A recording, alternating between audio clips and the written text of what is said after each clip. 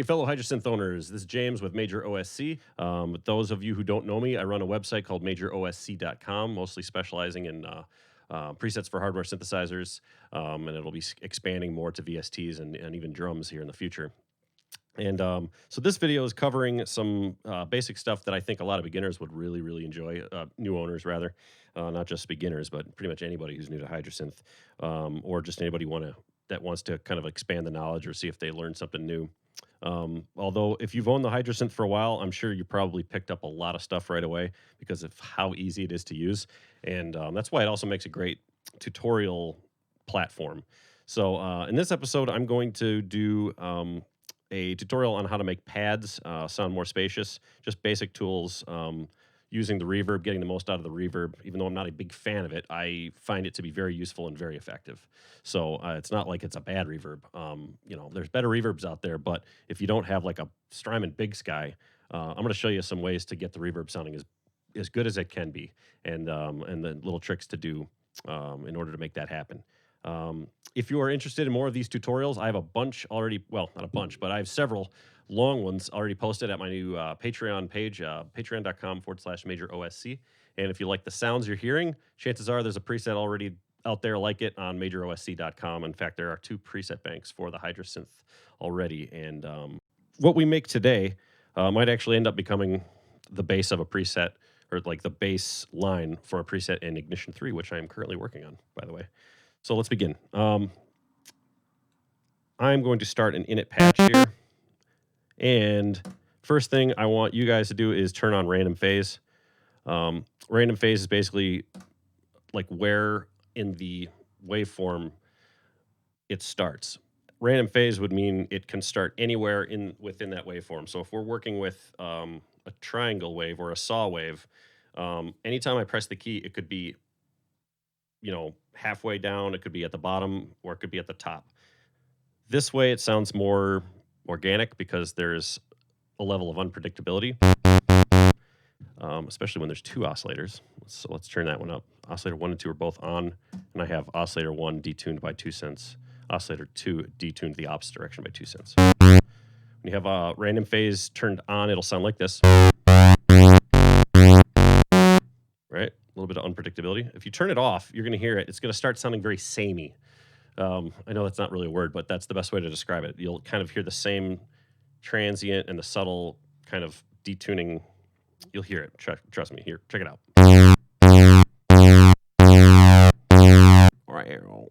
You know, you can almost hear the you can hear the high end kind of harmonics just dipping in the same fashion. Especially the more detune you have, the more apparent it becomes too.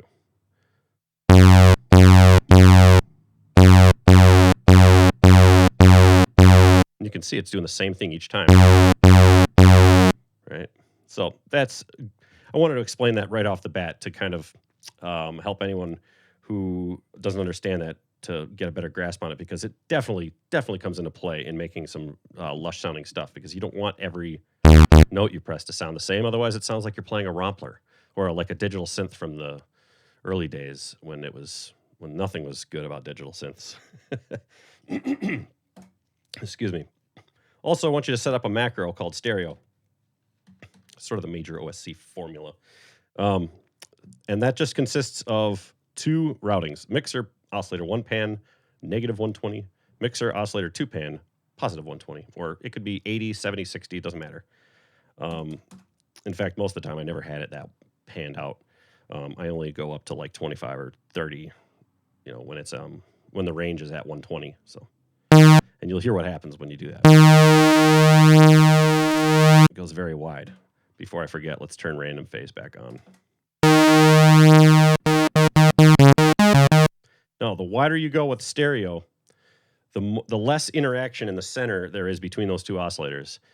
At a, you know, maxed out, if these values on the macro assignment were 128, do they go up to? Yeah, if they were 128 and you max this out, they are going to be separate on the left and right. Stereo oscillators, so to speak. Not a big fan of that sound. That's why I don't own my Super 6 anymore. We'll keep that quiet though. So I keep it around 26. That way there's some interaction between the two in the middle in your center image, but some stereo separation, some variety on the outer edge. So that's the first step. Next step would be to get your release dialed in, right? Now there's a bunch of things you can do with release, and I explain them in a separate video all about envelopes. And so if you haven't seen that, you should go check it out. I believe that's actually the free video that I had initially made to promote the Patreon page. So check that out if you haven't already, because I'm not going to be going too much into the envelope side of things. But we're basically just going to get a kind of generic pad type envelope curve here.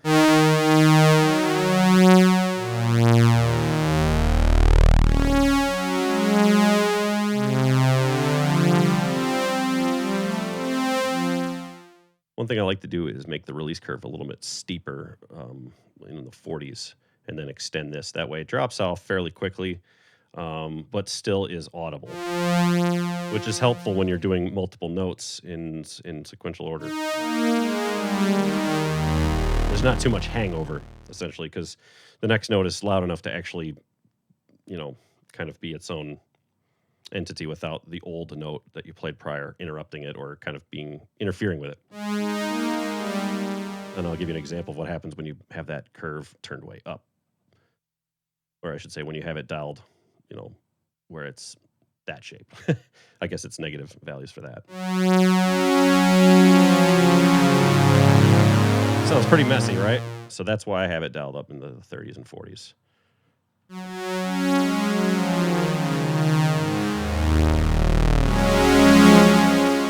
Like I said, we can still hear at least some of it. Okay. The big trick to all of this is the stereo image trick I just showed you. It's not really a trick. It's just a routing for a macro. And of course, you can always just go into the mixer and manually dial it in. Oh, another thing you want to consider is keeping the oscillator levels at a reasonable volume, maybe 100 or 110. For me, I just do 110 because I know I'm not going to go too deep with this one. All right. There we go. 109.8. And I was told once by a guy named Ken Flux Pierce, who moderates the Hydrasynth group, that depending on the filter, you can actually clip going into the filter, and that's not a good thing. I never really noticed a whole lot. Maybe it was just because of whenever I was driving it really hard, I was already kind of gain staging, coincidentally, in a good way. But I think he told me the one that tends to clip the most or kind of get driven past its limit is filter 2, the SEM kind of clone. So something to keep in mind, but don't worry too much about it for now, because these aren't going to be brash, over the top sounds. These are enveloped saw waves. Okay, so that first trick, it was the stereo image. The next thing I'm going to show you is reverb.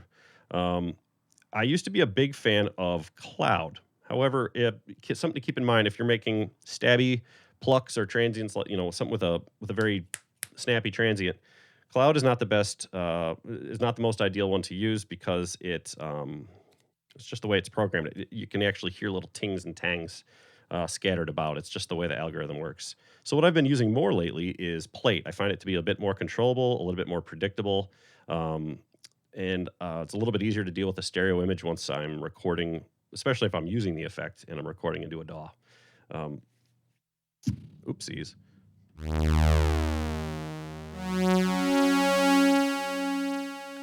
can always test the reverb a little better when you turn down your release. There we go.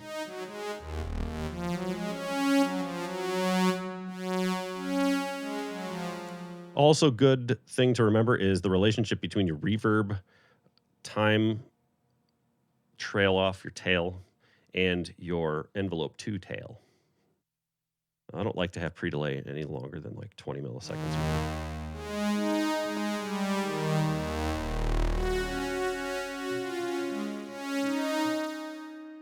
Make the time, let's crank that up to 4, let's double it.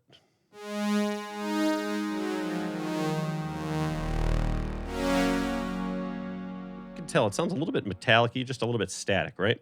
Well, here's the trick. Finally getting around to it. We're going to add Lfo modulation for both oscillator 1 and oscillator 2 independently. That's the first trick. That is the purest way of doing it.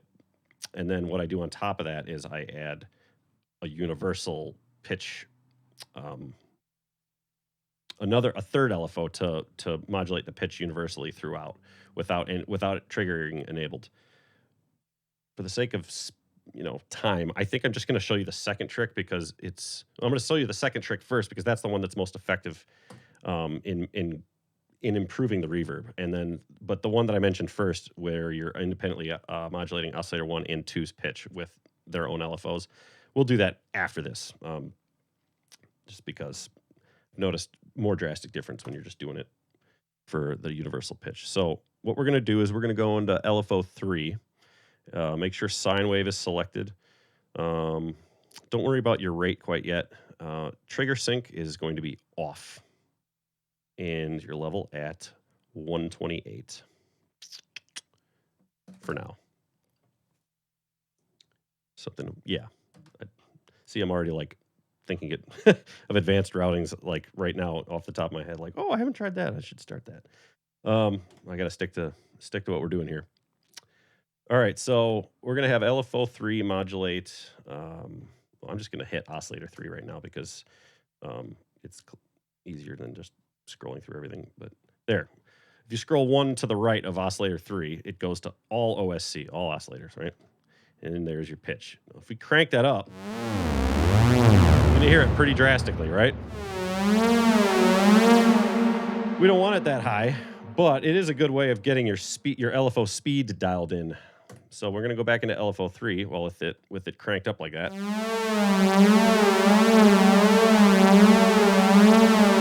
Now this is where it boils down to personal preference and taste. I don't like to have it so drastic that it sounds like vibrato, but I also don't want it so slow that it doesn't have enough of an effect. It's not until we actually get this settled back down to like 1 that we start to hear the reverb improve dramatically. So here's without any modulation. And I'll give you another preview of the reverb here. We get that longer tail going here. I can get that back to 0. There you go.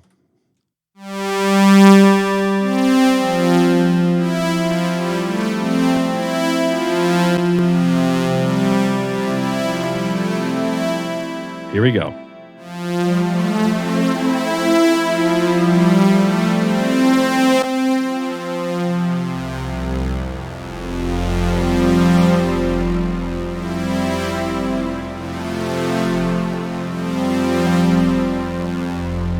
Way better, right? And you could have Aftertouch increase the rate of it. That's a really easy modulation routing to add. Just go to your mod matrix, tap that button right there, crank it up to scroll until you see Poly Aftertouch, and then go, touch the down button right there, and then touch Lfo3. All right, now we got Lfo3's rate already, the default destination selected, and we can make that a little bit faster.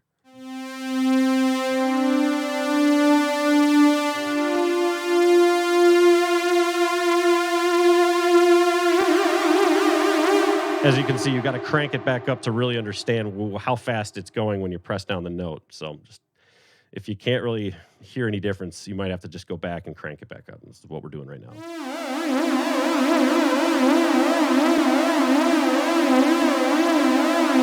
That's about right. So let's get this back to 1. Let's see.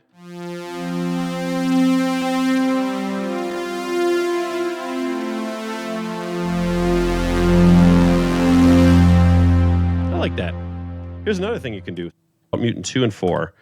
I'm going to change that to wave stack for each and crank up the dry wet to 100 and make the depth, 28-ish. Just depends on how super saw E you want it to get.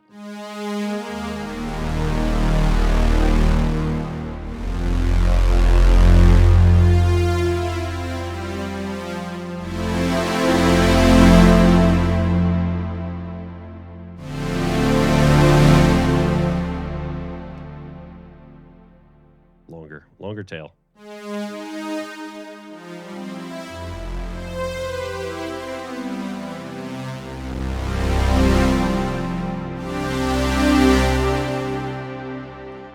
go a little bit higher for modulation. Let's go to 1.2.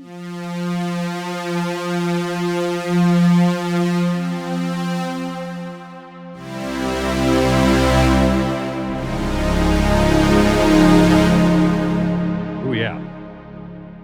And that sounds nice. When you add whatever you throw into this reverb is what you get. I don't know how to describe it better. Your reverb will only sound as good as the signal going into it. Where as opposed to the Novation Summit, you could throw anything at the reverb and it sounds good. So you have to work towards this reverb. You have to kind of send it a good signal for it to do any justice for it. As opposed to the Magic Black Box over there. I like them both for separate reasons. The great thing about this reverb too is you can modulate it. So if it's something you want to kick in later on, you could set an envelope to boost up the reverb, but not initially. So you could have this turned way down. I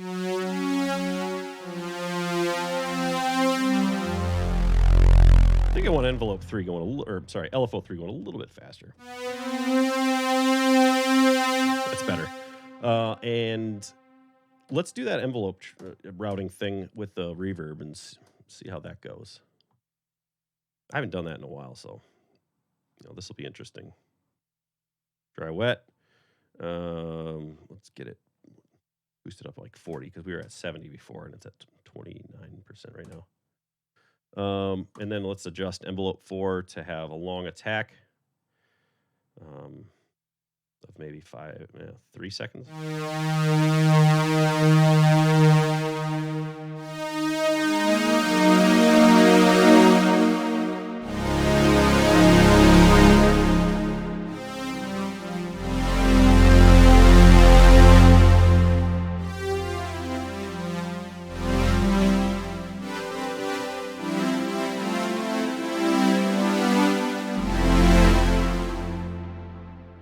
Careful when you're doing this sort of thing. Depending on circumstance, you can end up with audible clicks and pops because if you're modulating an effect dry wet level and you have an envelope that's resetting very quickly or abruptly, or you're just, like I said, depending on the patch, you might end up hearing that sort of thing. Not always a bad thing, especially if it's a rhythmic sort of stab, because if you're doing it rhythmically, the clicks and pops are going to be inaudible by the time you get it into a DAW and playing it into a production. Unless you're really bad at doing what you're doing, then in which case maybe they'll be audible and that'll be a pain in the ass. But doesn't sound like it's a problem with this. So yeah, let's keep that. It just opens up the image even more so, right?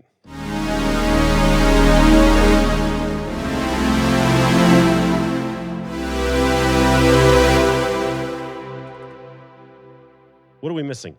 Filter, right? Now, filter choice is very important. Filter. I don't like to use ladders for pads. I like to use fat, especially 24. Boy, oh boy, does it sound juicy. Woof. Even just a tiny little bit of envelope, we'd be fine. We'd have a great pad right there. You could play along with Seal any day. You can hear those heavenly pipes just singing right over it. We want to add a little bit of variety, right? So let's go back to the filter menu and crank up the envelope even more. So maybe 25. And then let's actually adjust envelope 1 to do something. Let's keep the sustain in the middle. When in doubt, right in the middle. Release, we want it to have a long tail because if we have a short tail, that envelope's going to close right back to where it was at when you just heard it a minute ago. If we have no attack or decay, it will default to wherever the sustain level is at. And it will also depend on how much envelope you have dialed in right there.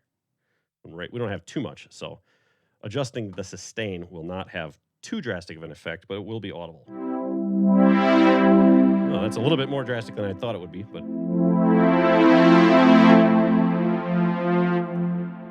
that's something to keep in mind when you're making a pad and you're getting your envelopes figured out. The relationship between the sustain level and the amount of modulation for that, in this case, the filter. It will always be very important. I don't think I want this pad to open up all the way to full exposed saw oscillators. I think it sounds, especially with this nice amount of reverb we have, I think it sounds better when you have a little bit of a softer top end. And if you want a really, really kind of vague, sort of fuzzy area, don't go with 24 LP, go with low pass of 12. And you just get a little bit more bleed through and a little bit more of a kind of a washy, airy sound. As you can see, the release is too short. There we go. Crank up even more envelope. Then instead of 8 pull, you could do 1 pull. Almost doesn't sound like a filter at that point.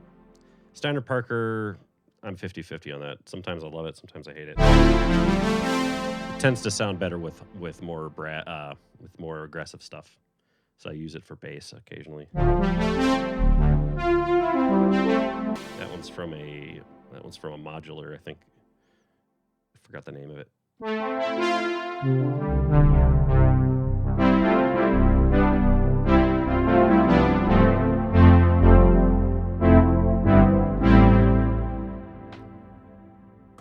As you can see, that reverb sounds like it's a little excessive, and that's because it's still adjusted to the time we had the tail off for our envelope.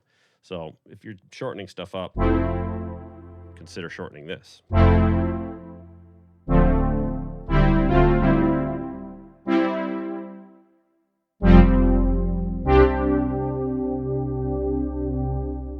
fact, if we do a really chill envelope here of like 20,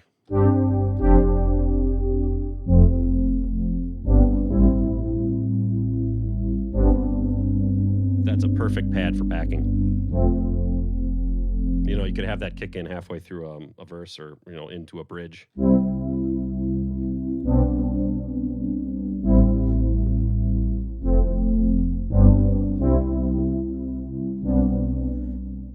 That's one way of just having kind of the initial attack right away and then smooth, kind of muted, filtered notes. But you could do a long one, like with a real long decay, right? But have such a light envelope that it's hardly noticeable. Well, to do that, we'd actually need to boost this back up too. So there's no initial there. Then it sounds more like it's just a static or sort of like an abrupt pad coming in, or I would call it a controlled pad.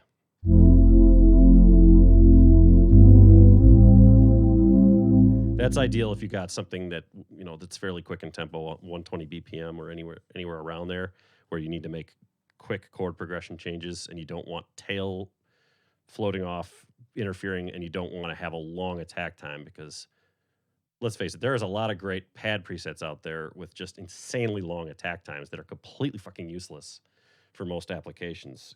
At least from what my tempos don't go below like 90 or 100 in most cases, and that's slow even from, you know, I'm mostly at 120 and above.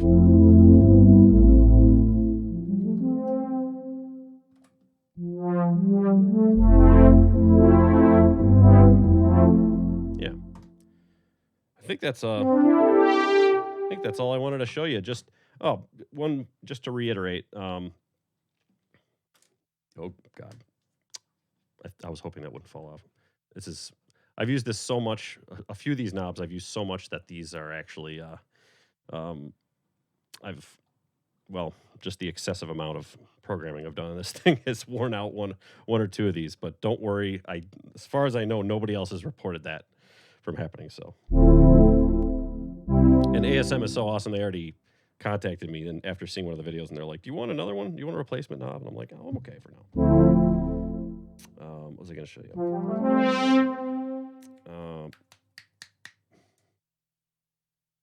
Oh yeah. Let's go back to having a long tail, right? That cuts out pretty quick. Why is that? Because we have envelope 2 at 3.32 seconds. It should be longer, shouldn't it be? Well, a couple of things to keep in mind. One, oopsies, your release curve, right? The higher you have that dialed in, the more of an abrupt drop off it'll be, and so they won't be audible very much.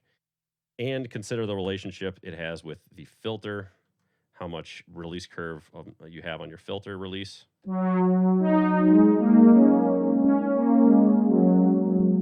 Keep in mind how much much envelope you have dialed in.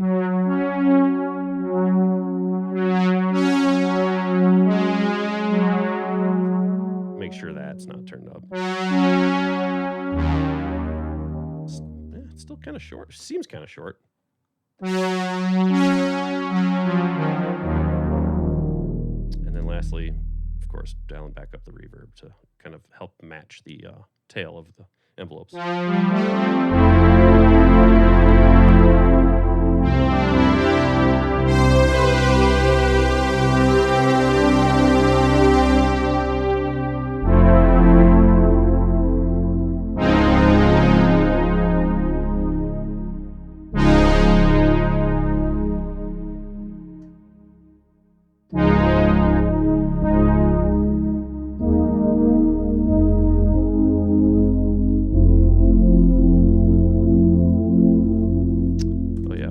Routing, obviously this is pretty easy to do, but think about something like mod wheel to pitch, or not pitch, wow, mod wheel to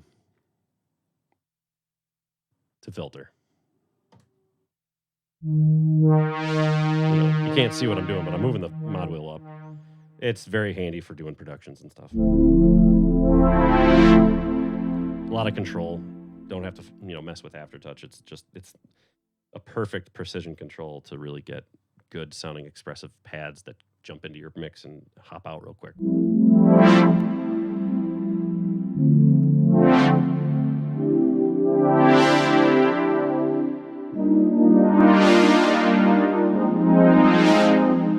Yeah, I think that's about all I wanted to show you.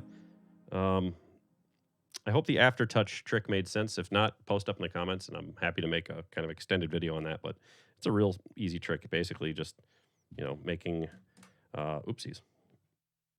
You're basically just having poly aftertouch decrease the attack of the filter envelope. In this case, it's envelope 1. And just remember that trick with the pitch and the reverb. Reverb settings, as far as tone and dampening, these will make a difference. If you want a brighter reverb, obviously, crank up your tone a bit more. It won't make a damn bit of difference if you have the filter as closed as I do right now.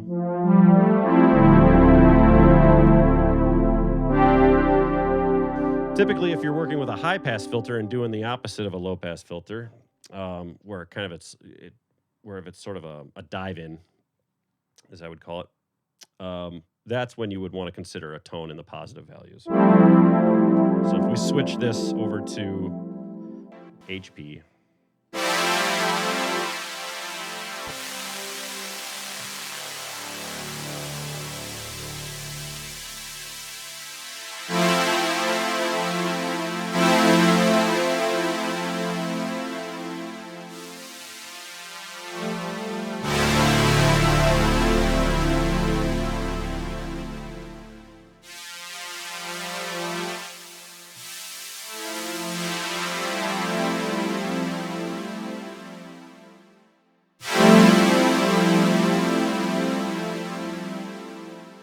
yeah, let's try it now.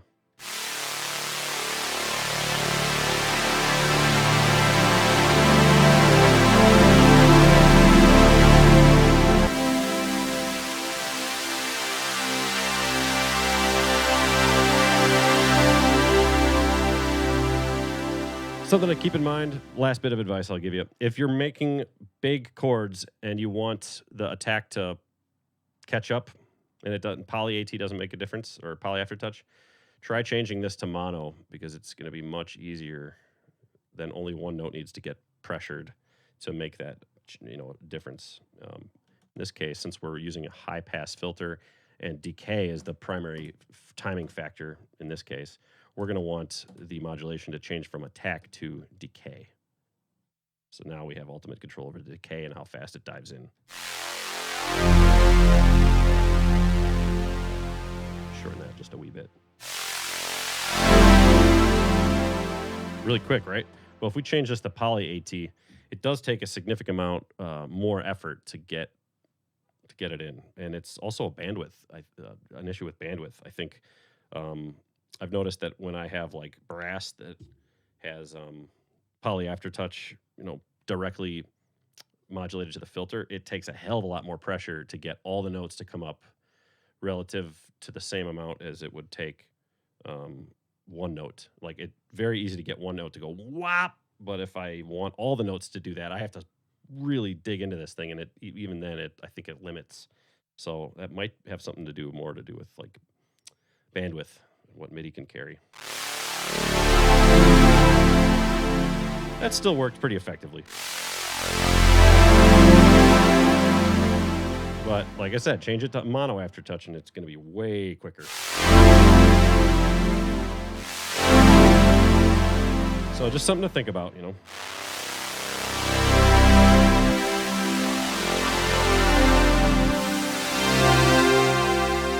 Also, with high-pass filters, don't be afraid to crank that resonance up, because it sounds real cool.